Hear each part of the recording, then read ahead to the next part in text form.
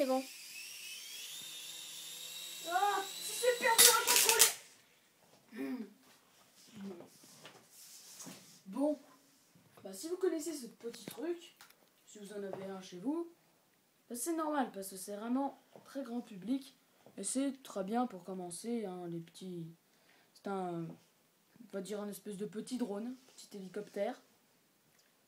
Alors, la particularité de celui-ci, c'est que la base là, elle est assez petite, hein, par rapport à un hélicoptère classique. Bah, c'est assez petit. Et non, je ne ferai pas de vidéo sur celui-là. Il ne marche plus. Mais bon, celui-là, il est dans une petite cage. Ce qui fait tout son charme. C'est que du coup, si on l'utilise bien, on peut par exemple rouler sur un mur.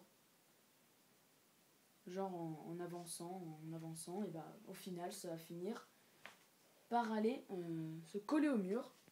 Et puis ça peut très bien aussi servir de ventilateur. Oui, c'est une bonne blague. Bon, le truc, c'est que c'est vraiment pas très cher. Hein, mais le seul problème avec ce truc, c'est que c'est la maniabilité qui est... Enfin, moi, je sais pas, j'ai touché un peu à la manette. J'ai commencé à me faire la main dessus. Et puis, un peu après, eh ben, j'arrivais plus à la contrôler. Quoi. Et maintenant, c'est toujours le cas. J'arrive plus à la contrôler. J'ai beau essayer. Bah, tenez, hein, on va réessayer. C'est parti.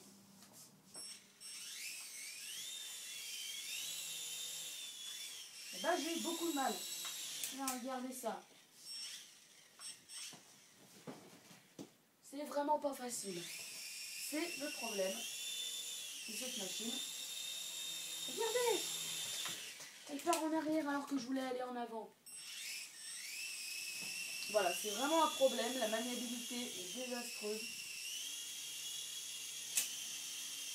Ça devient vraiment dur. Et j'ai plus de batterie. Bon, le problème classique hein, du manque de batterie. Et donc, si vous achetez ce petit truc, sachez que moi, perso, j'ai encore eu beaucoup de problèmes avec. Mais sinon, ça peut être très bien si vous ne touchez pas au réglage, là. Si vous ne faites pas comme moi et que vous touchez à ce réglage-là, et ben après, vous êtes foutu. Alors, sinon, que je vous explique comment ça marche. Alors déjà, vous avez le petit drone en lui-même. Et ici, vous pouvez remarquer un petit bouton de couleur. Voilà. Et là, vous pouvez... Enfin, vous le montez pour l'allumer. Sauf que là, il n'y a plus de batterie. Normalement, il y a une petite LED à l'intérieur qui va s'allumer. Et vous faites comme ça pour l'éteindre. Voilà, c'est tout simple. Alors après, vous nous dites, mais comment on le recharge? Bah, par là. Ce problème, c'est qu'on ne nous fournit pas de fil pour la recharger. Mais c'est justement pour nous éviter de dépenser trop de thunes. Vous voyez cette manette? Vous êtes peut-être intrigué par ce petit capuchon. Et ben le voilà. C'est le petit chargeur de ce petit drone. Enfin, drone, hélicoptère, tout ce que vous voulez. Et le truc, c'est que voilà, ça use les piles de la télécommande. Donc du coup, faites bien gaffe, quoi. Si vous avez des petites piles, il va falloir recharger ce truc avec une manette qui contient combien de piles déjà? À mon avis, 6 piles. Je peux parler au plat. Alors, tu as quelque chose à dire? Oui. Est-ce que tu préférais la voiture que tu avais avant quand on parlait de l'autre La vidéo? Wildtails Vortex? Oui. Ou cet hélicoptère? Frérot. Bah, je sais pas, parce que cet hélicoptère, il utilise la voie des airs, et la voiture, la voie du sol. Et que celui-là est très dur à manier. Et la voiture, elle est nulle. Oui, mais je pense que je choisirais la voiture.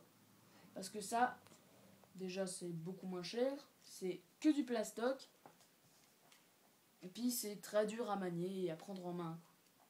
Autant vous acheter un petit hélicoptère très sympa pour pas très cher, ou alors si vous avez un peu plus d'argent à dépenser, un hélicoptère avec une caméra ou même un drone. Mais ça, c'est vraiment très très dur à manier, malgré le fait qu'il n'y ait pas de choc. Je suis d'accord avec toi, mon Yaya. Merci. Yanis. Bon voilà, je pense qu'on peut conclure en disant que bon, si vous touchez à rien, ce drone, ce petit hélicoptère peut être sympathique. Allez, salut!